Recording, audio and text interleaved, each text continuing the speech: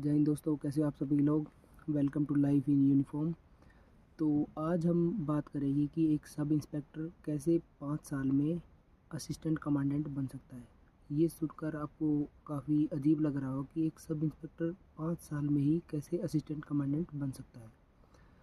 तो जैसे कि आप सभी को पता है, एसएससी के थ्रू एक सब इंस्पेक्टर की पोस्ट पर लगते हैं।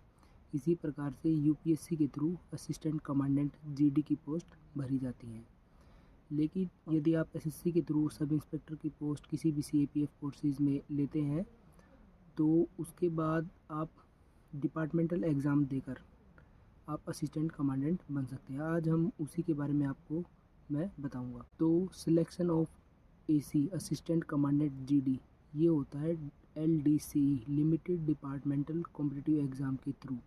ये डिपार्टमेंटल एग्ज़ाम होता है, उसके थ्रू इसकी पोस्ट फिल करी जाती है। बोथ सब इंस्पेक्टर और इंस्पेक्टर इस एग्ज़ाम को देने के लिए एलिजिबल होते हैं।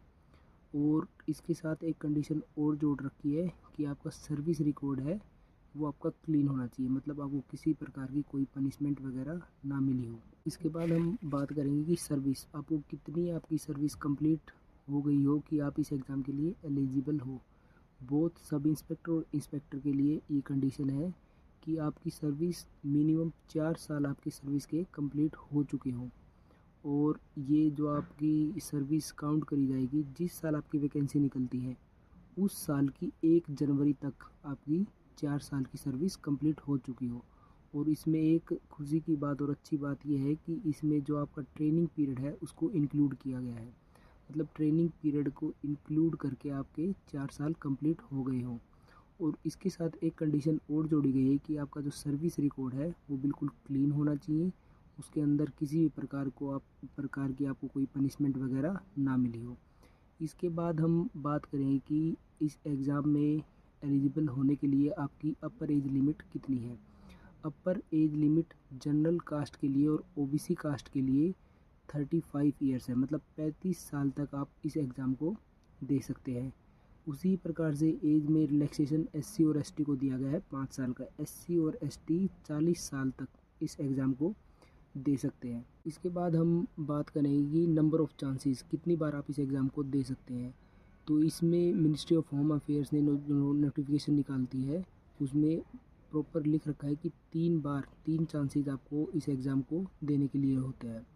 और जो मिनिस्ट्री ऑफ होम अफेयर होती है, सभी पैरामिलिट्री फोर्सेस में से किसी भी एक फ़ोर्स को हर साल एक नोडल एजेंसी बनाती है, चूज़ करती है, और वही फोर्स उस एग्ज़ाम को उस साल कंडक्ट करवाती है। और मैं आपको बता दूं, इसमें सीएपीएफ जो सीपीओ के थ्रू जितनी भी सीएपीएफ फोर्सेस होती हैं सारी शामिल होती हैं, लेकिन सीआईएसएफ का जो एग्ज़ाम होता है वो यूपीएससी के थ्रू होता है। इसके बाद फिज़िकल स्टैंडर्ड की बात करी जाए तो जो फिज़िकल स्टैंडर्ड की जो कंडीशन है, जो direct assistant commandant UPSC CAPF के थ्रू जो भर्ती होता है, सेम स्टैंडर्ड इसके लिए भी होते हैं। इसमें कौन कौन से इवेंट होते हैं, इसमें एक होता है 100 मीटर की रनिंग होती है जो आपको 16 सेकंड में कंप्लीट करनी है। 800 मीटर की रनिंग होती है जो 3 मिनट 45 सेकंड में आपको करनी है। और एक लॉन्ग जंप होती है, उसमें 3.50 मीटर आपको लॉन्ग जंप लगानी है। और शॉर्ट फुट 4.50 मीटर आपको शॉर्ट फुट फेंकना है। उसके बाद रिटन एग्ज़ाम की बात करी जाए तो इसमें 3 पेपर, रिटन एग्ज़ाम में 3 एग्ज़ाम होते हैं, पेपर 1, पेपर 2 और पेपर 3। पेपर 1 में आपका क्या होता है, जनरल इंटेलिजेंस और जनरल अवेयरनेस आता है इसमें। तो इस पेपर 1 में आपके 100 क्वेश्चन होते हैं और आपको 2 घंटे दिए जाते हैं। इसके अंदर आपसे general intelligence, reasoning, math, current affair, GK, general knowledge, इससे रिलेटेड आपसे इसमें क्वेश्चन पूछे जाते हैं।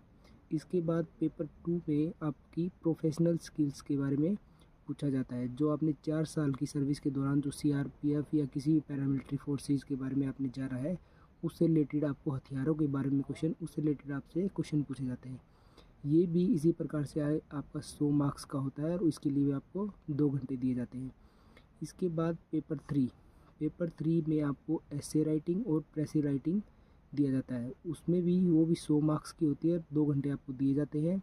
और पेपर 3 में एक अच्छी बात यह है कि यदि कैंडिडेट इंग्लिश या हिंदी दोनों में से किसी को भी चूज़ करके अपना एसे राइटिंग या प्रेसी राइटिंग लिख सकता है।